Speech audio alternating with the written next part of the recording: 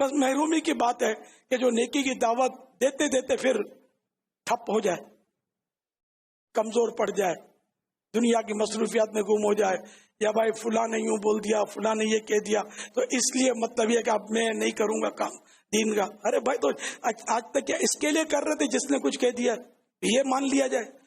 اچھا نہیں میں تو اللہ کے لیے تو اب بھی کرنا، آپ کے لیے کرنا ہی چاہیے، انڈرسٹوڈ ہے. اس کے لیے نہیں کر رہے تھے، واقعی اس کے لیے نہیں کر رہے تھے تو اللہ کے لیے کرنا جاری رکھو. پھر کیوں ٹھنڈے ہو گئے،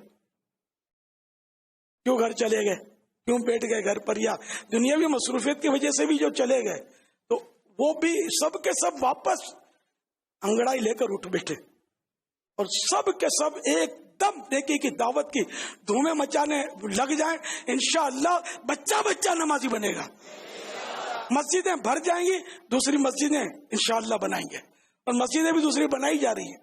مجلس موجود ہے، مجلس خدام المساجد مسجدیں بنا رہی ہے. کوئی نیا نبی تو اب آنا نہیں ہے جو نیکی کی دعوت دے، اب یہ امت کا کام ہے. جی ہاں، اپنی طرف سے نہیں کہہ رہا. پارہ 4 سورہ آل عمران، کنتم خیر امت اخرجت للناس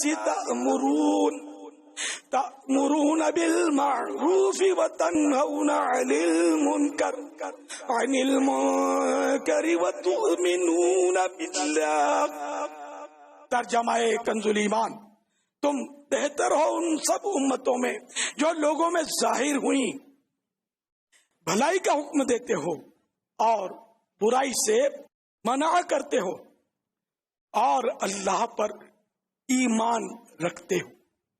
تو ایمان والوں کا یہ کام ہے کہ یہ مطلب نیکی کی دعوت دیتے ہیں. الحمدللہ، اور ہم صاحب ایمان ہیں.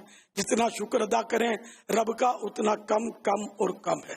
تو ہمیں بھی کبھی بھی پیچھے نہیں ہٹنا ہے، چاہے کچھ بھی ہو جائے، نیکی کی دعوت جاری رکھیں. جو نہیں دیتے وہ سب آ جائیں، جو ڈھیلے پڑ گئے، سست پڑ گئے، چپ ہو گئے، خاموش ہو گئے، سب اپنی اپنی جگہ پر نیکی کی دعوت دینا شروع کر دیں.